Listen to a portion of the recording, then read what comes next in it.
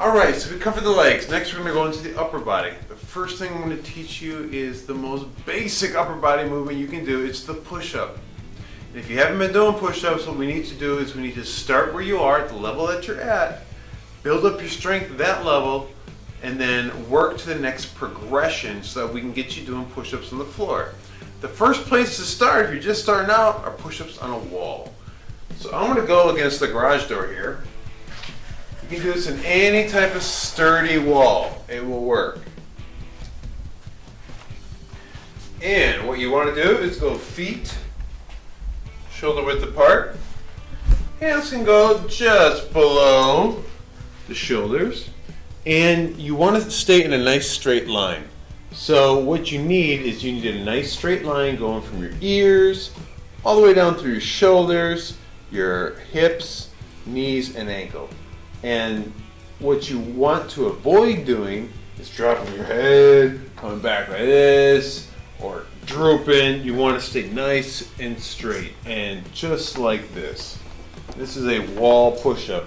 The core is tight and the glutes are tight. Wall push-up. And then what you can do is once you can do about 20-25 reps at this height,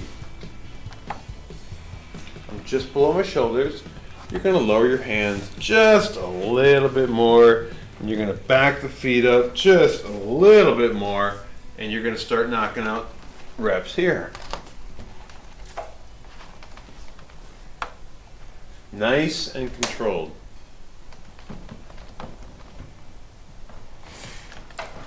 And from here, you're going to want to progress to something even lower. This can be the top of a table, a couch, but the mechanics all stay the same. Keeping your body in a nice straight line, keeping the core tight and the glutes tight, and always working to about 20-25 reps, and then you can lower to the next lower apparatus and then master that. And I'll show you that in a second. Alright, so now we have something that's a little bit lower. We have this nice picnic table, right? Cool. We're a little bit lower, it's going to be a little bit more challenging. All mechanics stay the same. Hands go shoulder width apart.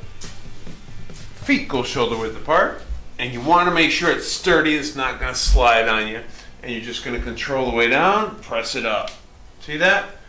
Your form stays perfect. Perfectly straight, like a plank. My abs are tight, my glutes are tight, chest is out, head is back, everything's in a nice straight line. And there you go. Again, this can be top of a table, couch, anything will work. Just make it a little bit lower. Alright, so now we're going to go a little bit lower. We have this perfect crate. It will just take us a little bit lower and give us a nice challenging workout. So all mechanics stay the same. You want something that's sturdy, it's not going to slide, and you're going to lower down, keep that head back. See that? All the mechanics stay the same for a great push-up.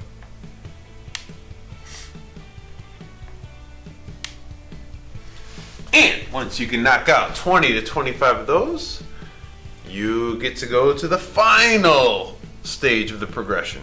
Floor push-ups, just like we did in gym class.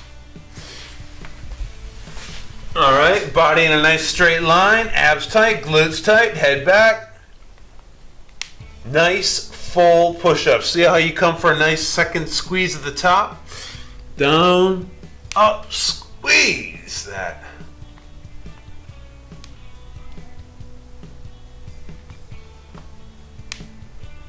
And that movement right there is going to work your chest, shoulders, triceps, core, glutes, even parts of your back are going to become engaged just to keep you stable. Push-up is a phenomenal movement, and you can do it anywhere. Look at, we're doing it in garage. Doesn't matter what's going on in the outside world because we have our own little fitness center right here. So next, we're going to go to the overhead press. So stay tuned. Okay, the next upper body movement we're going to do is the overhead press. Great movement for your shoulders, your triceps, and your core is going to get involved because you have to keep nice stability. What you want to do is you want your feet either to even like so, shoulder width apart, or you can go a little stagger step, one in front of the other. Core tight, glutes tight, and you want to grab a little bit of weight. We're using Trader Joe's organic baked beans today. And what you can do, there's two ways to do it. Either you can do an overhead press like so with the hand facing forward. You're just going to press it straight up. Coming down to right about ear level. You want to go straight up and in. Now, if you feel any kind of a pinching going on in the shoulder, all you need to do is this. And most of the time, that pinching will go away. And this is all you need to do right here. Just coming straight up overhead. And you notice that when I turn my hand in, I have more range of motion. So that is one advantage to having the hand turn in towards the ear. You can do this 2 arms at a time, 1 arm at a time. And what you want to do is that once you get strong enough with one hand, where 20 to 25 reps gets a little too easy with your 15 ounces of organic baked beans, pick something a little bit heavier, something a little more challenging. And it can be anything. It can be bottles of water, gallons of water. It can be paint cans, right? All right, and then once the 15 ounces of baked beans gets a little bit too easy, you want a little more of a challenge, you know, you can pick up something a little bit bigger like a paint can. Check it out, same thing. Just make sure the lid's on nice and tight so you don't dump the paint all over your head, because that would probably interrupt your workout. You don't want that, so. Same mechanics apply. I'm gonna go hands facing in. I love how this feels. Core's tight, glutes tight. My feet are staggered, so one's in front of the other slightly. And all you're gonna do is you're just gonna press it up.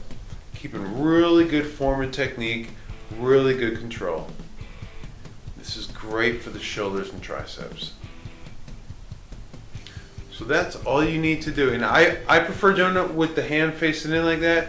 You can also go hand facing out. And when you go hand facing out, you want to bring it down just about ear level.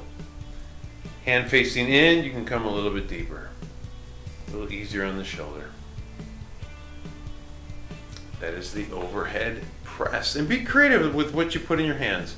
Anything that's safe and that you can control in your hand will work. So that's a great one for your shoulders. Next, we're going to go to training the back.